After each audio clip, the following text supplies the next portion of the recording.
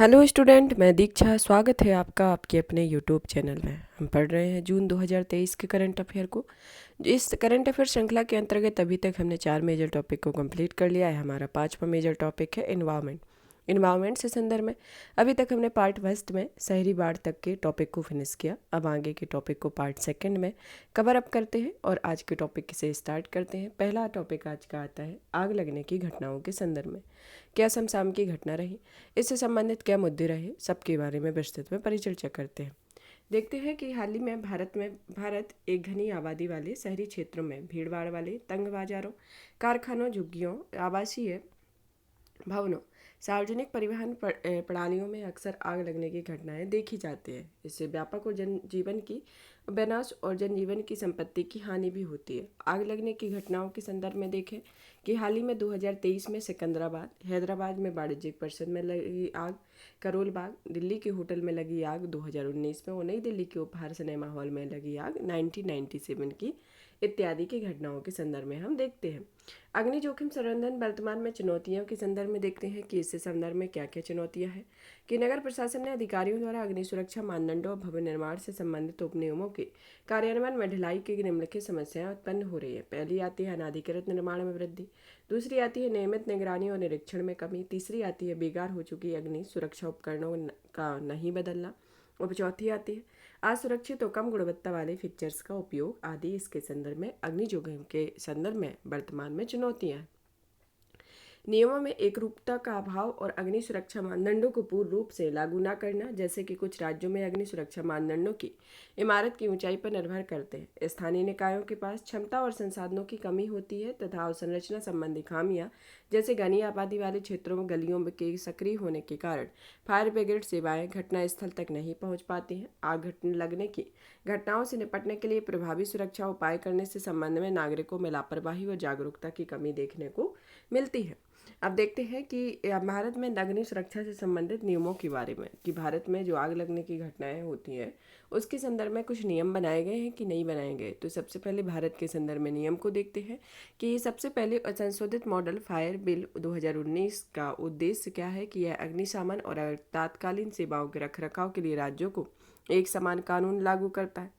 National building code of India 2016 के भाग 4 में अग्नि और जीवन सुरक्षा के तहत आग की रोकथाम, जीवन सुरक्षा और अग्नि सुरक्षा पर विस्तृत प्रावधान हेतु इस संहिता में मानक ब्यूरो द्वारा प्रकाशित किए जाते हैं। और वर्तमान में 2020 में स्वास्थ्य और परिवार कल्याण मंत्रालय में अग्नि सुरक्षा हेतु किसी तीसरे पक्ष द्वारा प्रमाणन के लिए सख्त दिशा निर्देश जारी किए गए। एनडीएमए ने अस्पताल सहित सार्वजनिक भवनों में अग्नि सुरक्षा के लिए आवश्यक अनुपालनों का प्रारूप निर्धारित किया हुआ है। तो इसके संदर्भ में अग्नि सुरक्षा के संदर्भ में कुछ नियम हैं। अब आता है आगे की राय में देखते हैं कि इसके लिए क्या सुझाव हो सकते हैं कि इस आग लगने की घटनाओं को और नियंत्रित किया जाए कि किस तरीके से ये प्रक्रिया जो हो जाती है उसको कंट्रोल करने के संदर्भ में कि model fire and emergency service bill 2019 के तर्ज पर हर राज्य में एक समान अग्नि सुरक्षा कानून बनाना और लागू करना आवश्यक है। जागरूकता और मॉक ड्रिल के माध्यम से क्षमता में वृद्धि करनी चाहिए। नई प्रौद्योगिकियों जैसे कि अग्निरोधी प्रणालियों से युक्त automatic smoke alarm, sprinkler, gas रिसाव अलार्म आदि का उपयोग किया जाना चाहिए। शहरी नियोजन और विकास में अग्नि जोखिम संबंध प्रबंधन में मुख्य धारा में लाने की आवश्यकता है। सार्वजनिक स्थानों, अस्पतालों, सिनेमा हॉल आदि को नियमित तौर पर अग्नि सुरक्षा ऑडिट करना चाहिए। परमिट, लाइसेंस, अनुमोदन आदि की मंजूरी और नवीनीकरण से पहले उचित मूल्यांकन और जांच करनी चाहिए। इसके संदर्भ में इसके कुछ सुझाव हैं। अब आता है नेक्स्ट टॉपिक क्लाउड सीडिंग के बारे में। क्लाउड सीडिंग हाल ही में भारतीय प्रौद्योगिकी संस्थान कानपुर में क्लाउड सीडिंग के लिए एक परीक्षण उड़ान का सफलतापूर्वक संचालन किया गया।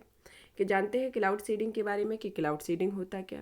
क्लाउड सीडिंग मौसम में कृत्रिम तरीके से बदलाव की एक तकनीक होती है। इसकी सहायता से कृत्रिम तरीके से वर्षा कराई जाती है। वर्षा तब होती है जब वायु में नमी की मात्रा एक ऐसे स्तर पर पहुंच जाती है जहां जल कण के भार आकार में बढ़ोतरी होने लगती है। जब इनका आकार काफ़ी बड़ा हो जाता है तो इनका वायुमंडल में लटके रहना संभव नहीं हो पाता है। तब ये जलकण बूंदों के रूप में पृथ्वी पर गिरने लगते हैं और इसे ही वर्षा कहा जाता है। तो क्लाउड सीडिंग क्या वर्षा कब होती है? यह वर्षा तब होती है जब वायु में नमी की मात्रा में एक ऐसे स्तर पर पहुंच जाती है जब जल कण के भार और आकार में बढ़ोतरी होने लगती है। और जब इनका आकार बड़ा हो जाता है तो वायुमंडल वायुमंडल में लटके रहना संभव नहीं हो पाता और ये जल कण बूंदों के रूप में पृथ्वी पर गिरने लगते हैं, जिसे वर्षा कहते हैं। क्लाउड सीडिंग के उद्देश्य के बारे में जानते हैं कि क्लाउड सीडिंग का उद्देश्य संगणन की अभिक्रिया के लिए सार्वजनिक या रासायनिक नाभिक उपलब्ध कराकर इस प्रक्रिया को सुविधाजनक बनाना और तेज करना होता है। यह तकनीक उसी स्थिति में काम करती है जब वायुमंडल में पहले से पर्याप्त मात्रा में बादल मौजूद होते हैं। बादलों में नाभिक कणों को शामिल करने के दो तरीके होते हैं। पहला आता है आकाश में कणों को छोड़ने के लिए बड़ी कैनल का उपयोग करना। दूसरा आता है हवाई जहाज का इस्तेमाल करके आकाश में ऊपर के कणों को छोड़ना होता है। IIT कानपुर ने हवाई जहाज वाली पद्धति का उपयोग किया है। Cloud aerosol interaction and precipitation enhancement experiment 4th Maharashtra के सोलापुर में 2018 और 2019 में लगातार 2 मानसून सत्रों के दौरान आयोजित किया गया था।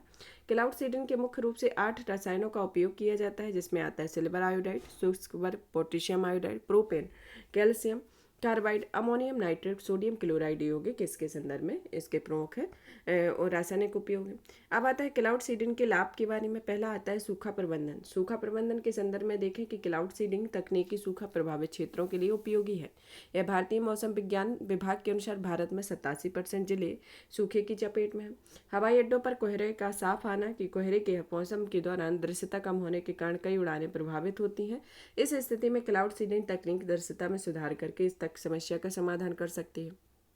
फिर आता है वनाग्नि के समाधान के संदर्भ में कि भारत में वन स्थिति रिपोर्ट 2021 के अनुसार भारत का 35.46% क्षेत्र वनाग्नि से प्रभावित है। क्लाउड सीडिंग के माध्यम से वर्षा करा करके वनाग्नि से प्रभावित क्षेत्रों को कम किया जा सकता है।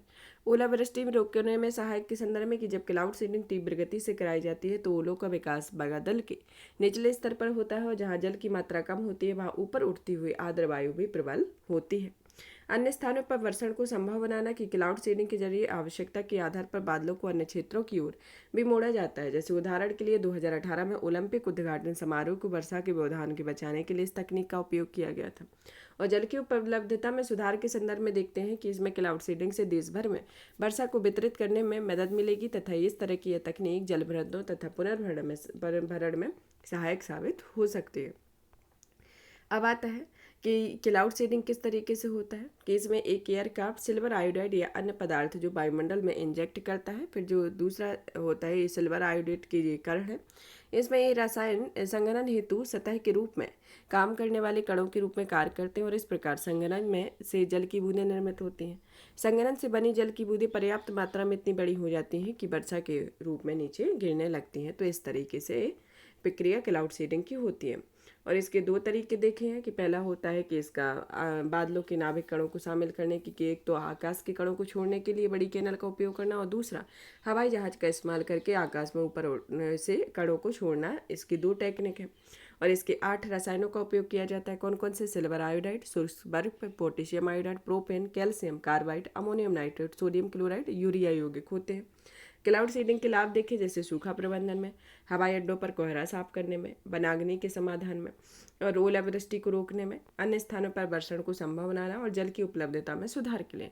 अब जानते हैं क्लाउड सीडिंग से जुड़ी चिंताओं के बारे में। इसके अंतर्गत पहली चिंता आती है जैव संचयन के संदर्भ में। जैव संचयन में उदाहरण के लिए सिल्वर आयोडाइड रसायन का उपयोग आमतौर पर क्लाउड सीडिंग के लिए किया जाता है। जैव संचय के कारण यह रसायन जलीय जीवन के विषाक्त माना जाता है। जैव संचयन किसी जीव में रसायन के संचय की एक प्रक्रिया होती है जो तब घटित होती है जब एक जीव से किसी रसायन की ग्रहण की दर उसके शरीर में इसकी उत्सर्जन से दर से अधिक होती है। कार्बन फुटप्रिंट में वृद्धि के संदर्भ में शुष्क वर्ग के द्वारा बादलों का संचयन ग्रीन हाउस गैसों के योगदान में होता है। यह जलवायु परिवर्तन के कार्य प्रभावित करता है। प्रभावशीलता पर संदेह के संदर्भ में देखें कि विश्व मौसम विज्ञान संगठन ने 2017 में कुछ दिशा निर्देशों को अपनाया था। इसके अंतर्गत सदस्य देशों को यह सलाह दी गई थी कि वे क्लाउड सीडिंग की प्रभावशीलता में मौजूदा अनिश्चितता के उच्च स्तर पर होने वाले तथा इससे होने वाले संभावित नुकसान पर विचार किए बना मौसम में बदलाव के लिए गतिविधियों का प्रयोग न करें। सभी प्रकार के बादलों का उपयुक्त न होना कि सीडिंग से बेहतर परिणाम प्राप्त करने के लिए दल पर्याप्त घने तथा उपयुक्त तापमान वाले होने चाहिए। हाइड्रोलॉजिकल चक्रों को असंतुलित करना चाहिए जिससे क्लाउड सीडिंग से सूखा प्रभावित क्षेत्रों में वर्षा कराई जा सके और तथा हाइड्रोलॉजिकल चक्रों को भी प्रभावित कर सके। निष्कर्ष के तौर पर देखते हैं कि क्लाउड सीडिंग तकनीक जल की कमी को दूर करने और सूखे की स्थिति को कम करने के लिए बेहतर संभावनाएं प्रस्तुत करती है। हालांकि इस तकनीक की क्षमता को पूरी तरह से उपयोग करने के लिए इसमें सुधार की आवश्यकता होती है। उदाहरण के लिए नमक के कणों पर नैनो टेक्नोलॉजी आधारित टाइटेनियम डाइऑक्साइड कोटिंग को शामिल करने के लिए क्लाउड सीडिंग तकनीक को और अधिक प्रभावी बनाया जा सकता है। इसके बावजूद क्लाउड सीडिंग से जुड़े दीर्घकालिक प्रभावों संभावित जोखिमों में पूरी तरह से समझने के लिए इस तकनीक का व्यापक शोध करना जरूरी होता है।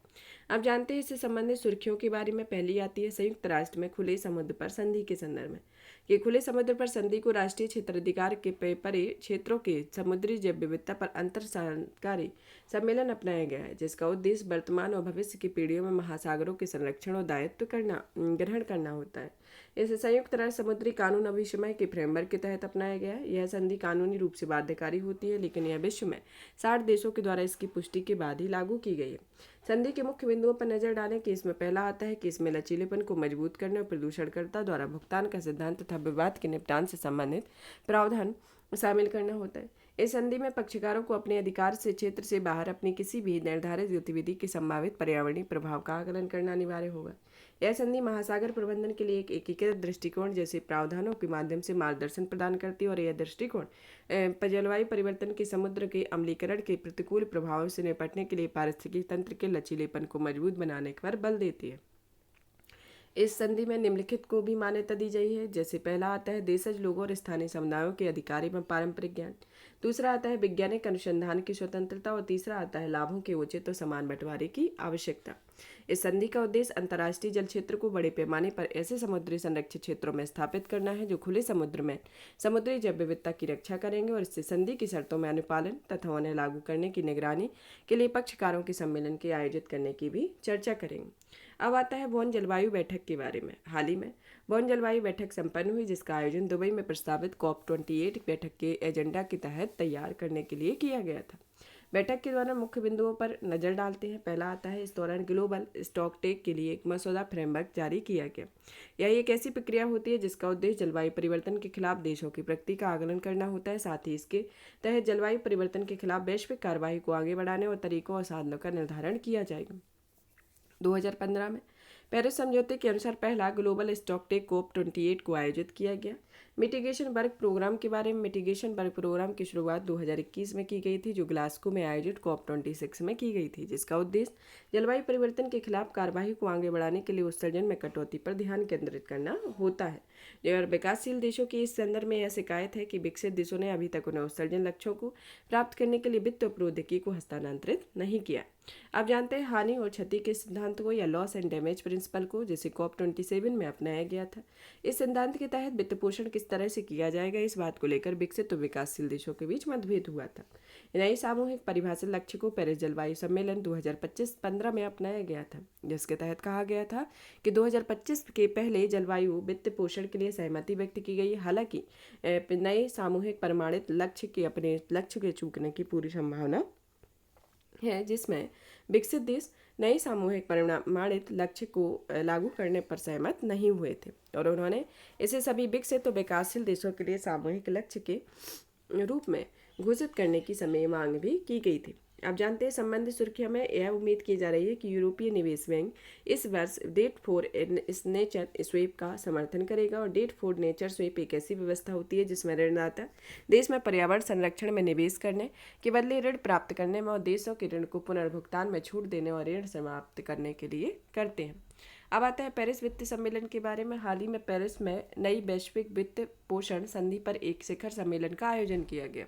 इस शिखर सम्मेलन के निम्नलिखित उद्देश्य हैं, जिसमें पहला आता है कम आय वाले देशों के संकट के समय वित्त उपलब्ध कराने की व्यवस्था को मजबूत करना और उन्हें ऋण बोझ को कम करना है। फिर आता है द्वितीय विश्व युद्ध के बाद स्थापित वित्तीय संस्थानों में सुधार करना, जलवायु परिवर्तन से निपटने के लिए धन की उपलब्धता करना है। आप जानते हैं शिखर सम्मेलन से जुड़ी मुख्य घोषणाओं के बारे में। पहली आती है उभरती अर्थव्यवस्था के लिए बहु विकास बैंकों में $200 बिलियन के अतिरिक्त ऋण उपलब्ध कराने की व्यवस्था करना। विश्व बैंक ने ऋण समझौतों के संबंधित आपदा खंडों की घोषणा की है, जिसके तहत चरम मौसमी घटनाओं की स्थिति को ऋण के पुनर्भुगतान से निलंबित कर दिया जाता है। SDR के माध्यम से निर्धन देशों में $100 बिलियन का वित्त पोषण प्रदान किया जाएगा, जिसमें SDR अंतर्राज्यीय मुद्रा कोष के अंतर्राष्ट्रीय आरक्षित परिसंपत्ति है, जिसमें धनी देशों से निर्धन देशों में एसडीआर के पुनर्निवेश का प्रस्ताव किया गया है, जिसमें विकासशील देशों में रियायत वित्त उपलब्ध कराया जा सकेगा। सेनेगल के लिए 2.5 million euro just energy transaction partnership समझौते की घोषणा की गई है, जिसका उद्देश्य एनर्जी मिक्स में नवीनीकरण ऊर्जा की हिस्सेदारी को बढ़ाना होता है। प्रदूषणकर्ता के कर के दायरे में तेजी से कमी लाना, जिसमें प्रदूषण कर में उन व्यक्तियों को लगाया जाने वाला कर होता है जो पर्यावरण को प्रदूषित करता है। ऋण प्रकृति और जलवायु के लिए एक वैश्विक विशेषज्ञ समीक्षा का प्रस्ताव किया गया है, जिसमें निम्न और मध्य आय वाले देशों की क्षमता पर ऋण प्रभाव के आकलन को प्रस्तावित किया गया है। यूरोपीय संघ ने पेरिस अलायंस कार्बन मार्केट पर कॉल टू एक्शन जारी किया है, जिसका उद्देश्य कम से कम 60% वैश्विक उत्सर्जन को कार्बन मूल्य निर्धारण तंत्र के दायरे में लाना है और लंबे समय तक $100 बिलियन के जलवायु वित्त के लक्ष्य को 2023 तक पूरा करना है। अब आता है वैश्विक पर्यावरण सुविधा द्वारा वैश्विक जैव विविधता फ्रेमवर्क को मंजूरी के संदर्भ में कि 64वीं वैश्विक पर्यावरण सुविधा परिषद की स्थापना या बैठक ब्राजील में हुई थी। इस बैठक के संदर्भ में इस जीईएफ के गवर्निंग बोर्ड में एक नए कोष की स्थापना को मंजूरी दी गई है, जिसमें यह कोष Kunming Montreal global biodiversity framework के क्रियान्वयन को वित्त पोषित करता है, जिसमें जीबीएफएफ के अगस्त 2023 में आयोजित होने वाली कनाडा में आयोजित होने वाली अगली जीईएफ सभा में शुरू की गई। जीबीएफएफ सरकारों निजी क्षेत्र को पर्यावरण संगठनों में पूंजी प्राप्त करेगा और यह 8 विषयगत कार्य क्षेत्रों जैसे जैव विविधता संरक्षण, पुनर्स्थापन, समुद्री उपयोग, स्थानिक योजना निर्माण में अधिक ध्यान केंद्रित करता है। जीबीएफएफ जैव विविधता के संरक्षण और संरक्षक पुनर्स्थापन तथा संधारणीय उपयोग में देशज लोगों की महत्वपूर्ण भूमिका एवं योगदान को स्वीकार करेगा। जीबीएफएफ के लिए देश के संसाधनों के आवंटन का मार्गदर्शन निम्नलिखित 3 सिद्धांत है, जिसमें पहला आता है आवंटन प्रणाली को निरंतर आधार पर वित्तीय योगदान को समायोजित करना है। अल्प विकसित देशों तथा छोटे द्वीपीय विकासशील देशों में विशेष आवश्यकताओं पर विचार करना और यह स्वीकार करना कि यह जैव विविधता दुनिया भर में समान रूप से वितरित नहीं है। साथ ही यह कुछ क्षेत्रों में दूसरों की तुलना में वैश्विक जैव विविधता लाभ में योगदान करने में भी अधिक क्षमता है। केएम जीबीएफ को जैव विविधता की संयुक्त राष्ट्र कन्वेंशन में COP15 द्वारा अपनाया गया है, जिसे 2030 तक हासिल करने के लिए 23 लक्ष्य निर्धारित किए गए हैं, जिसमें भूमि और समुद्र में संरक्षण 30%, निम्नलिखित पारिस्थितिकी तंत्र की 30% बहाली तथा आक्रामक प्रजातियों के पारितंत्र में प्रवेश की आधा करना शामिल होता है। जीएफ के बारे में जीएफ को अलग अलग पर्यावरणीय मुद्दों से निपटने के लिए एक बहुहितधारक साझेदारी होती है, जिसे 1992 में आयोजित किया गया था, जिसे जीएफ फंडिंग जीएफ परिषद में भाग लेने वाले दाता देश प्रदान करते हैं। यह हर साल में पुनः पूर्ति की प्रक्रिया के माध्यम से फंड को जुटाया जाता है। अब आता है निम्नलिखित में से 5 विषयों में वित्तीय तंत्र के रूप में कार्य करती है। पहला आता है जैव विविधता पर भविष्य, दूसरा आता है जलवायु परिवर्तन पर संयुक्त राष्ट्र फ्रेमवर्क अभिसमय, तीसरा आता है दीर्घस्थायी जैव प्रदूषकों पर स्टॉकहोम अभिसमय, चौथा आता है संयुक्त राष्ट्र मरुस्थलीकरण रोकथाम अभिसमय, पांचवा आता है मरकरी पर मिनीमाता अभिसमय आता है। अब आता है जीसीएफ की संरचना के संदर्भ में कि जीसीएफ की संरचना असेंबली का गठन भारत सहित इसके 185 सदस्य देशों तथा भागीदारों से मिलकर किया गया। इस परिषद का मुख्य शासी निकाय भी है तथा इस परिषद में सदस्य देशों के समूह में 32 सदस्यों की नियुक्ति की जाती है, जिसमें 16 सदस्य विकासशील देशों में, 14 सदस्य विकसित देशों और 2 सदस्य मध्य या पूर्वी यूरोप और पूर्व सोवियत संघ के देशों को निर्वाचित होते हैं। जीएफ का सचिवालय वॉशिंगटन डीसी में स्थित है। अब जानते हैं विश्व पर्यावरण दिवस 2023 के बारे में कि 5 जून को 2023 को विश्व पर्यावरण दिवस की 50वीं वर्षगांठ मनाई गई। यह संयुक्त राष्ट्र पर्यावरण कार्यक्रम के एक अभियान के रूप में वर्ष 1973 में 5 जून को विश्व पर्यावरण दिवस के रूप में मनाया गया था, जिसका उद्देश्य पृथ्वी ग्रह पर मौजूद जीवन के संरक्षण के प्रति जागरूकता को पैदा करना है। संयुक्त राष्ट्र पर्यावरण कार्यक्रम के बारे में, जिसका मुख्यालय नैरोबी केन्या में है, इसकी उत्पत्ति जून 1972 में स्थापित एक अंतर सरकारी संगठन में की गई थी, जो मानव पर्यावरण पर संयुक्त राष्ट्र सम्मेलन के परिणामस्वरूप गठित किया गया था। इसका उद्देश्य वैश्विक पर्यावरणीय संबंधी एजेंडे को निर्धारित करना है, सतत विकास के पर्यावरणीय आयाम के सुसंगत कार्यान्वयन को बढ़ावा देना तथा वैश्विक पर्यावरण के लिए आधिकारिक पक्ष समर्थक के रूप में कार्य करना है, जिसमें 193 सदस्य देश हैं, जिसमें भारत भी इसका सदस्य है। अब आता है प्रतिवर्ष विश्व पर्यावरण दिवस एक नई थीम के साथ आयोजित किया गया। साथ ही हर साल इस दिवस पर एक मेजबान देश भी होता है। विश्व पर्यावरण दिवस की थीम थी प्लास्टिक प्रदूषण का समाधान करना, और इस वर्ष इसकी मेजबानी नीदरलैंड और पश्चिमी अफ्रीकी देश कोट दी आइवर द्वारा संयुक्त रूप से की गई है। गौरतलब है कि भारत के नेतृत्व में 45वां विश्व पर्यावरण दिवस भी आयोजन भी समान थीम पर किया गया था तथा विश्व पर्यावरण में 2023 के अवसर पर केंद्रीय पर्यावरण और वन और जलवायु परिवर्तन मंत्रालय ने निम्नलिखित 2 योजनाओं की शुरुआत की, जिसके अंतर्गत पहली योजनाओं की शुरुआत मैंग्रोव इनिशिएटिव फॉर सौर alliance habitats and tangible incomes है या मिस्ट है, और दूसरी आती है अमृत धरोहर योजना को स्टार्ट किया गया है इसकी 50वीं वर्षगांठ पर। अब आता है जलवायु परिवर्तन और खाद्य विकल्प के संदर्भ में कि हालिया अध्ययन में उत्सर्जन को कम करने और ग्लोबल वार्मिंग से निपटने के लिए खाद्य विकल्प और आहार संबंधी आदतों में बदलाव लाने के लिए महत्व को रेखांकित किया गया है। शोध के अनुसार 5 सबसे अधिक उत्सर्जन करने वाले देश, जिनमें चीन, भारत, इंडोनेशिया, ब्राजील, अमेरिका में भोजन संबंधी खपत और वर्ष 2019 में 40% से अधिक वैश्विक खाद्य आपूर्ति श्रृंखला के लिए जिम्मेदार थी। अब मौसम विकल्प वैश्विक उत्सर्जन से तीव्र गति से योगदान कर रहा है और इसके पीछे निम्नलिखित प्रमुख कारक है। पहला आता है आहार में पशु आधारित उत्पादों की ओर झुकाव बढ़ना, जैसे कि लोग रेड मीट, डेयरी और मानव उत्पादित झींगा का अधिक सेवन करने लगे और इस वजह से जुगाली करने वाले पशुओं के पाचन तंत्र में होने वाले उत्सर्जन तथा वनों की कटाई में बढ़ोतरी हुई है। पैकेज्ड और प्रसंस्कृत खाद्य वस्तुओं की प्राथमिकता दी जा रही है। खाद्य विकल्पों का तेजी से वैश्वीकरण हो रहा है, जिससे खाद्य परिवहन, खाद्य प्रशीतन आदि के कारण उत्सर्जन में बढ़ोतरी हो रही है। असाधारणीय तरीके से उत्पादित खाद्य पदार्थों में खपत में अत्यधिक बढ़ोतरी हो रही है, जिसमें अधिक उत्पादन के लिए कृत्रिम उर्वरकों की अधिक उपयोग हो रहा है, जिसमें उत्सर्जन में वृद्धि हो रही है तथा भोजन में बर्बादी के संदर्भ में यह वैश्विक ग्रीन हाउस गैस उत्सर्जन में कम से कम 6% की हिस्सेदारी होती है। 2000 और 2019 के बीच पशु आधारित उत्पादों की खपत में हुई वृद्धि खाद्य संबंधी वैश्विक उत्सर्जन वृद्धि में लगभग 95% है। आगे की राय में देखते हैं कि अधिक वनस्पति वाले खाद्य आहारों और वनस्पति आधारित प्रोटीन को बढ़ावा दिया जाना चाहिए। पशुओं के मांस के बजाय प्रयोगशाला में विकसित मांस का आहार के रूप में प्राथमिकता देनी चाहिए। स्थानीय रूप से उत्पादित खाद्य पदार्थों तथा मौसमी आहारों को प्राथमिकता दी जानी चाहिए तथा अनपैकेज्ड और संधारणीय रूप से उत्पादित किए गए साबुत अनाजों को प्राथमिकता दी जानी चाहिए और घर पर भोजन की बर्बादी को कम करना चाहिए। इसके संदर्भ में अब आता है सब्सिडी और जलवायु परिवर्तन के संदर्भ में कि विश्व बैंक की एक रिपोर्ट के अनुसार सब्सिडी जलवायु परिवर्तन से निपटने के लिए मदद नहीं करती है।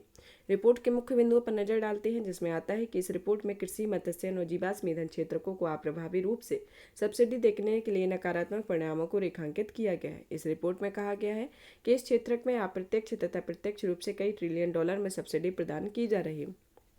बदले में क्षेत्र जलवायु परिवर्तन में नकारात्मक प्रभाव बढ़ा रहे हैं। ये सब्सिडियां वैश्विक सकल घरेलू उत्पाद में लगभग 8% से अधिक होती हैं, जिसमें क्षेत्रों और देशों में सब्सिडियों का वितरण अत्यधिक विषम और असमान होता है। सब्सिडी संबंधी सुधारों के एक मार्गदर्शक सिद्धांत के रूप में देखते हैं कि लोक स्वीकृति का निर्माण करना तथा विश्वसनीयता की कमी को दूर करना है।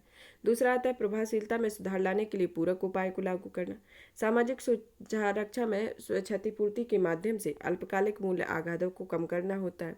प्रतिकूल सब्सिडियों को सावधानीपूर्वक और चरणबद्ध तरीके से कम करते हुए उन्हें पूरी तरह से समाप्त करना। समान तथा प्रगतिशील लाभों के साथ दीर्घकालिक पुनर्निवेश के माध्यम से राजस्व का पुनर्वितरण करना होगा। सब्सिडियों के प्रभाव के संदर्भ में देखते हैं कि इसमें यह पहला आता है कि कृषि सब्सिडी को प्रति वर्ष 2.2 मिलियन हेक्टेयर वनों के नुकसान और वैश्विक वनोन्मूलन के 14% के लिए जिम्मेदार है। जीवाश्म ईंधन का लगातार बढ़ रहा उपयोग कहीं न कहीं सब्सिडी द्वारा प्रोत्साहित होता है और यह लगातार बढ़ते वायु प्रदूषण से प्रतिवर्ष होने वाले 7 मिलियन असमय मौतों का प्रमुख कारण है। मत्स्यन के लिए प्रतिवर्ष $35 मिलियन से अधिक की सब्सिडी दी जा रही है और इसके कारण मछलियों के भंडारण में कमी आ रही है और मछली पकड़ने वालों में जहाज़ों की संख्या बढ़ती जा रही है। इससे मत्स्यन क्षेत्र की लाभप्रदता भी कम होती जा रही है। अब आता है ड्राफ्ट ग्रीन क्रेडिट प्रोग्राम कार्यान्वयन नियम 2023 के बारे में। यह पर्यावरण, वन और जलवायु परिवर्तन मंत्रालय ने ड्राफ्ट ग्रीन क्रेडिट प्रोग्राम कार्यान्वयन नियम 2023 की अधिसूचना जारी की है। यह पर्यावरण, वन, जलवायु परिवर्तन मंत्रालय ने पर्यावरण संरक्षण अधिनियम 1986 के तहत जीसीपी मतलब ड्राफ्ट ग्रीन क्रेडिट प्रोग्राम को शुरू करने का निर्णय लिया है। इसके अंतर्गत कुछ मसौदा जारी किए गए हैं, जिसमें ड्राफ्ट जीसीपी के कार्यान्वयन के नियम के संदर्भ में देखते हैं कि यह ग्रीन क्रेडिट से आशय पर्यावरण के सकारात्मक प्रभाव वाले किसी विशेष गतिविधि के लिए प्रदान की जाने वाली प्रोत्साहन की एक एकल छूट है। तथा जीसीपी के उद्देश्य के संदर्भ में देखते हैं कि यह पर्यावरण पर सकारात्मक प्रभाव डालने वाली कार्यों के लिए व्यक्तियों, संगठनों, स्थानीय निकायों, ग्राम पंचायत और निजी क्षेत्रों को आदि को ग्रीन क्रेडिट प्रदान करने हेतु बाजार आधारित तंत्र का निर्माण करना है। साथ ही पर्यावरण पर सकारात्मक प्रभाव डालने वाले कार्यों के लिए जन आंदोलन शुरू करना है तथा मिशन लाइफ के लिए विजन को साकार करना है। ग्रीन क्रेडिट का व्यापार किया जा सकता है तथा इसे घरेलू प्लेटफॉर्म पर व्यापार के लिए उपलब्ध कराया जाएगा। जिस कार्य में ग्रीन क्रेडिट प्राप्त होते हैं उसी कार्य में कार्बन बाजार के तहत कार्बन क्रेडिट भी प्राप्त हो सकते हैं। जीसीपी को प्रशासित करने का कार्य भारतीय वानिकी अनुसंधान और शिक्षा परिषद को सौंपा गया और यह संस्था जीसीपी के कार्यान्वयन, प्रबंधन और निगरानी के लिए उत्तरदायी होती है। जीसीपी की घोषणा का केंद्रीय बजट 2023 में घोषणा की गई और यह कार्यक्रम पेरिस जलवायु परिवर्तन समझौते के तहत भारत के जलवायु लक्ष्यों तथा मिशन के लाइफ के विजन के अनुरूप होता है तथा इसका लक्ष्य ग्रीन क्रेडिट के लिए प्रतिस्पर्धी बाजार आधारित दृष्टिकोण का लाभ उठाना होता है और इस तरह यह अलग अलग हितधारकों के लिए स्वैच्छिक पर्यावरणीय गतिविधियों को भी प्रोत्साहित करता है। पेरिस समझौते के अनुच्छेद 6 में बाजार तंत्र के माध्यम से कार्बन व्यापार को अनुमति देता है। इसके संदर्भ में अब आता है जीसीपी के लिए क्षेत्रक के बारे में, जिसके अंतर्गत पहला क्षेत्रक आता है संधारणीय भवन निर्माण और संरचना के संदर्भ में, वृक्षारोपण के संदर्भ में, जल संरक्षण में, सतत कृषि में, इको मार्क लेबलिंग के संदर्भ में। फिर आता है मैंग्रोव संरक्षण और पुनर्बहाली में, वायु प्रदूषण में कमी के संदर्भ में और अपशिष्ट प्रबंधन के संदर्भ में इसके प्रमुख क्षेत्रक आते हैं। अब आता है अल्पकालिक हैलोजन के बारे में। एक हालिया अध्ययन के अनुसार महासागर अल्पकालिक हैलोजन मुक्त करके पृथ्वी को ठंडा रखते हैं, जिससे शीतलन में 8 से 10% तक का योगदान देते हैं। शॉर्ट लाइव्ड हैलोजन के बारे में, इनका जीवन काल 6 महीने से कम होता है तथा ये ऐसी गैस होती है जिनमें क्लोरीन, ब्रोमीन, आयोडीन जैसे हाइड्रोजन तत्व होते हैं। इनके स्रोत में समुद्री पादप प्लवक और शैवाल के साथ साथ महासागरीय तथा क्षोभमंडलीय रासायनिक घटक से उत्सर्जित अजैविक स्रोत होते हैं। इनका प्रभाव महासागरों से उत्सर्जित SLH ओजोन के क्षरण में ताप वृद्धि को कम करते हैं और एक कूलिंग एरोसोल के निर्माण को भी कम करते हैं तथा SLH वायुमंडल में मीथेन के जीवन काल और जलवाष्प के स्तर को भी बढ़ाते हैं। अब आता है लीड रेटिंग सिस्टम के बारे में।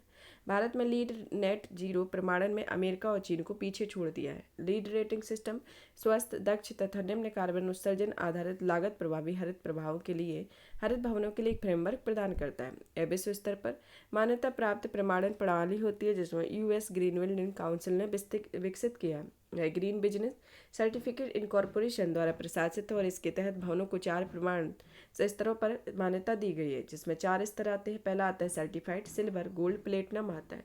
Lead India program Indian Green Building Council द्वारा प्रशासित होता है। लीड जीरो लीड प्रमाण का एक पूरक होता है जो उन परियोजनाओं को मान्यता देता है जो कार्बन उत्सर्जन, कार्बन ऊर्जा, जल अपशिष्ट श्रेणियों में नेट जीरो या नेट पॉजिटिव स्थिति को भी प्राप्त कर चुकी है। भारत में 73 लीड जीरो प्रमाणित परियोजनाएं होती हैं, जिनमें कुल 150 से अधिक लीड जीरो प्रमाणन का 45% होता है, जो भारत में कार्बन उत्सर्जन का लगभग 1/3 हिस्सा भवन तथा अन्य निर्माण क्षेत्रों से उत्पन्न होता है। इस प्रमाण में हरियाणा और तमिलनाडु अग्रणी राज्य होते हैं। भारत में DLF ग्रुप कुल लीड जीरो प्रमाणन को वैश्विक स्तर पर अग्रणी होते हैं, जिनमें green rating, integrated habitat assessment या ग्रह भारत की अपनी ग्रीन बिल्डिंग रेटिंग होती है। इस प्रणाली को the energy and resources institute तथा नवीन एवं नवीनीकरण ऊर्जा मंत्रालय के द्वारा संयुक्त रूप से विकसित किया गया है, जिसमें ग्रह को एक 5 स्टार रेटिंग प्राप्त हो और इससे 5 साल की अवधि के लिए वैध है। अब आता है भारत में हरित भवन निर्माण की अन्य पहलों में आता है IGBC की रेटिंग प्रणाली, दूसरा आता है ऊर्जा दक्षता द्वारा तैयार ऊर्जा संरक्षण भवन संहिता और तीसरा आता है वाणिज्यिक भवनों के लिए BE रेटिंग प्रणाली इसके अंतर्गत आते हैं। अब आता है राष्ट्रीय जल पुरस्कार के बारे में कि भारत के उपराष्ट्रपति ने 4थे राष्ट्रीय जल पुरस्कार 2022 को प्रदान किए हैं। यह श्रेणीवार प्रमुख विजेताओं में जिसमें आता है सर्वश्रेष्ठ राज्य में मध्य प्रदेश और फिर सर्वश्रेष्ठ जिला में गंजाम उड़ीसा का आता है। राष्ट्रीय जल पुरस्कार के बारे में इसे जल संसाधन, नदी विकास और गंगा संरक्षण विभाग द्वारा 2018 में शुरू किया गया था। यह दूसरे और तीसरे राष्ट्रीय जल पुरस्कार को 2019 और 20 में दिए गए थे और तथा 2021 का पुरस्कार नहीं दिया गया था। जिसके जल पुरस्कार का उद्देश्य देश में जल संसाधन प्रबंधन के प्रति समग्र दृष्टिकोण अपनाने के लिए अलग अलग हितधारकों को प्रोत्साहित करना होता है। अब आता है निर्जलीकरण को सहने में सक्षम संवहनीय पादप के संदर्भ में कि एक अध्ययन में पाया गया है कि भारत में पश्चिमी घाट में सक्षम संवहनी पादपों में 62 प्रजातियों की खोज की गई है। इनका उपयोग कृषि में किया जा सकता है। डीटी पादप ऐसे पादप होते हैं जो चरम निर्जलीकरण की स्थिति का सामना करने के लिए सक्षम होते हैं और ये पादप जल की मात्रा में 95% कम होने की स्थिति में भी अपने जीवन को सुरक्षित बनाए रखते हैं और पुनः जल के उपलब्ध होने पर भी स्वयं को पुनर्जीवित कर देते हैं। निर्जलीकरण को सहने में सक्षम पादपों को आमतौर पर पुनर्जीवी जीवनी पादप के रूप में जाना जाता है। संवहनी तथा गैर संवहनी पादप भी होते हैं तथा उष्णकटिबंधीय क्षेत्रों में ऐसे पादप रॉक आउटक्रॉप पर बहुत अधिक मात्रा में पाए जाते हैं, जिसमें रॉकी आउटक्रॉप भूवैज्ञानिक संरचनाएं होती हैं जो आसपास के लिए भूमि के संकल्प के रूप में उभरी हुई होती हैं।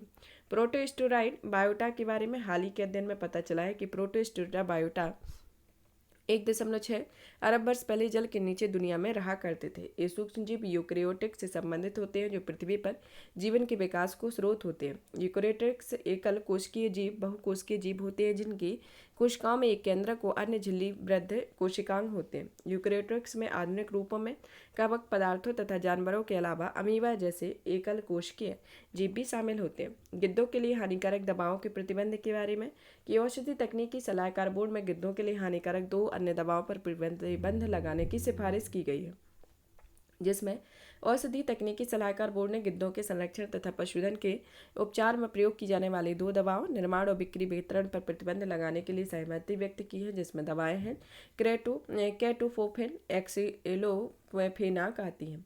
इसे कैटोफोफेन तथा एक्सिलोफेनाक, डाइक्लोरोफेनाक तथा निमेसोलाइट एंटी स्टेरॉइड एंटी इन्फेक्टिव दवाएं होती हैं जिनका उपयोग पशुओं की चिकित्सा के लिए किया जाता है और ये दवाएं गिद्धों अन्य शिकारी पक्षियों के लिए हानिकारक होती है तथा इसमें डाइक्लोफेनाक जो है वह भारत में पहले से ही प्रतिबंधित है तथा भारत में कुछ गिद्धों की 9 प्रजातियां पाई जाती हैं जिनमें से आती है ओरिएंटेड सफ़ेद पुट्ठे वाली गिद्ध, पतली चोंच वाली गिद्ध, लंबी चोंच वाली गिद्ध, इजिप्टियन गिद्ध, लाल सिर वाली गिद्ध, इंडियन ग्रिफिन गिद्ध, हिमालयन ग्रिफिन गिद्ध, सिनेरियन गिद्ध, दाढ़ी वाला गिद्ध, लिबर्जियर आते हैं। सफ़ेद पुट्ठे वाला गिद्ध और पतली चोंच वाला गिद्ध लंबी चोंच वाले गिद्ध की अपेक्षा पिछले दशकों में भारी गिरावट आती है, जिसमें तीनों प्रजातियों को क्रिटिकल इंडेंजर्ड श्रेणी में रखा गया है। अब आता है नदी खेत रेत खनन के बारे में। राष्ट्रीय हरित प्राधिकरण ने नदी रेत खनन के लिए राज्य प्रदूषण नियंत्रण बोर्ड को सहमति लेना अनिवार्य कर दिया है। इसमें एनजीटी ने इस संबंध में दिशा निर्देश जारी किए हैं कि पर्यावरण वन और जलवायु परिवर्तन मंत्रालय में 2 महीनों का समय दिया गया है जिसमें ताकि इसे समान रूप से लागू किया जा सके। इसके तहत 1 सितंबर 2023 से संबंधित एसपीसीबी की सहमति प्राप्त किए बिना देश में किसी भी देश में नदी में रेत खनन की अनुमति नहीं दी जाएगी। रेत खनन का आशय मुख्य रूप से किसी खुले गड्ढे या रेत से निकलने से होता है, जिसमें कभी कभी समुद्रों, नदी के किनारों, समुद्र तटों के लगे अंतर्देशीय टीलों को खनन किया जाता है। रेत के खनन खान और खनिज अधिनियम 1957 की धारा 3E के में गौण खनिज के रूप में वर्गीकृत किया गया है, जिसका प्रशासनिक नियंत्रण राज्य सरकारों के पास होता है। अनियमित रेत खनन के प्रभाव के बारे में, यह नदी के तल को विरूपित करता है, नदी मार्ग में अनावश्यक बदलाव करता है तथा नदी तट का आवर्तन करता है, बाढ़ जैसी घटनाओं को बढ़ावा देता है, भूजल पुनर्भरण को प्रभावित करता है, जलीय जीवों और सूक्ष्म जीवों के पर्यावास को भी नष्ट करता है। अनियमित रेत खनन को रोकने के लिए कुछ पहले स्टार्ट की गई। पहली आती है पर्यावरण मंत्रालय के लिए संधारणीय रेत खनन प्रबंधन दिशा निर्देश 2016 जारी किया गया है, जिस दिशा निर्देश में वैज्ञानिक तरीके से रेत खनन और इसके पर्यावरणीय अनुकूल प्रबंधन पद्धतियों को प्रोत्साहन किया गया। खान मंत्रालय ने सैंड माइनिंग फ्रेमवर्क 2018 को तैयार किया है, जिसमें रेत के वैकल्पिक स्रोतों की परिकल्पना की गई है। इसमें महीन क्रस्ट रॉक से प्राप्त मैन्युफैक्चर्ड सैंड आदि का शामिल किया गया। अब आता है समुद्री ध्वनि प्रदूषण के बारे में। वन्य जीवों में प्रवासी प्रजातियों के संरक्षण में कन्वेंशन में एक रिपोर्ट जारी की गई। इस रिपोर्ट में समुद्री प्रजातियों के समक्ष एक बड़े स्तर पर अर्थात ध्वनि प्रदूषण की पहचान की गई। ध्वनि प्रदूषण में 3 प्रमुख स्रोतों के अंतर्गत आती है। पहली आती है पोत परिवहन में, दूसरी आती है भूकल्पीय एयरगन सर्वेक्षण में, तीसरी आती है पायल ड्राइविंग के संदर्भ में।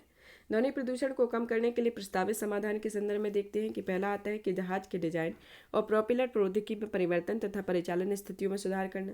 दूसरा आता है मरीन वाइब्रेशन का उपयोग करना। तीसरा आता है मरीन वाइब्रेशन क्या होता है, यह नियंत्रित तथा निम्न आवृत्ति वाले भूकंपीय संकेतकों का उत्पन्न करने के लिए डिजाइन की गई एक तकनीक होती है तथा इसमें तीसरी आती है कम आवृत्ति वाले भूकंपीय सिग्नल आदि इसके अंतर्गत आते हैं। अब आता है हिंद महासागर द्विध्रुव या एल नीनो के बारे में। इस साल एल नीनो पहले से ही प्रशांत महासागर में मजबूती से सक्रिय हो चुका है।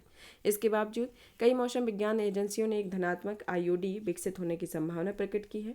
आईओडी पश्चिमी हिंद महासागर, पूर्वी हिंद महासागर के बीच समुद्र के सतही तापमान में अंतर को दर्शाता है, जिसे द्विध्रुव कहा जाता है। एल नीनो दक्षिणी दोलन और आईओडी के बीच संबंध में देखते हैं कि हिंद महासागर में वायु संचरण पश्चिमी से पूर्व की दिशा की ओर होता है, जिसमें ऊपरी स्तर पर यह विपरीत दिशा में होता है। सामान्य वर्ष में पश्चिमी प्रशांत महासागरीय क्षेत्र में गर्म जल हिंद महासागर में प्रवेश करता है। इससे वायु गर्म होकर ऊपर उठती है और वायु परिसंचरण मजबूत करती है। एल नीनो के दौरान प्रशांत महासागर का पश्चिमी भाग सामान्य से अधिक ठंडा हो जाता है। इसके कारण हिंद महासागर का पूर्वी भाग भी ठंडा हो जाता है।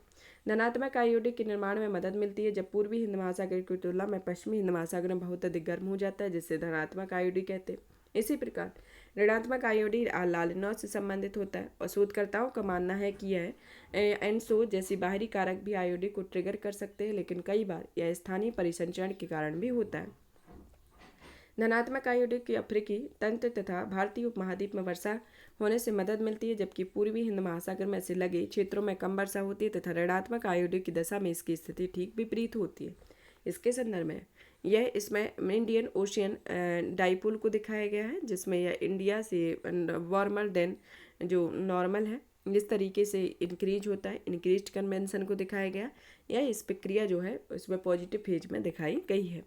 अब आता है अरब सागर में चक्रवात के बारे में। चक्रवात विपर जो है पहले ही पाकिस्तान के पश्चिमी तट पर पाकिस्तान के तट की ओर बढ़ रहा है। अब इसे 15 जून को उत्तरी गुजरात से टकराने का पूर्वानुमान जारी किया गया है, जिसमें अरब सागर से उत्पन्न होने वाले चक्रवात आमतौर पर भारतीय तट तक नहीं बढ़ते।